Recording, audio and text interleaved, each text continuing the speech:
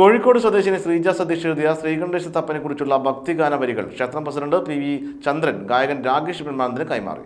ശ്രീകണ്ഠേശ്വരത്തിൽ ശിവരാത്രി മഹോത്സവത്തോടനുബന്ധിച്ച് നടന്ന കലാപരിപാടികൾക്കിടയിലായിരുന്നു ചടങ്ങ്.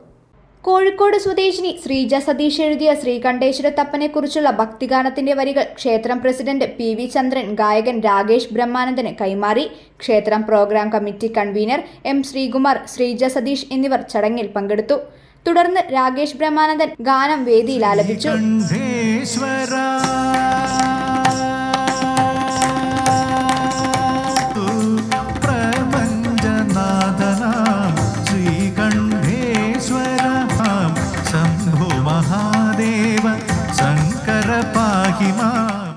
ശ്രീകണ്ഠേശ്വര ക്ഷേത്രത്തിൽ ശിവരാത്രി മഹോത്സവത്തോടനുബന്ധിച്ച് നടന്ന കലാപരിപാടികൾക്കിടയിലായിരുന്നു ചടങ്ങ്. ക്ഷേത്രത്തിൽ 8 ദിവസമാണ് ശിവരാത്രി മഹോത്സവം നടക്കുന്നത്. ക്ഷേത്രം തന്ത്രി പറവൂർ രാകേഷ് തന്ത്രിയും മേൽശാന്തി ഷിബു ശാന്തിയുമാണ് കൊടിയേറ്റത്തിന് കാർമ്മികത്വം വഹിച്ചത്. ACV news, Kozhikode.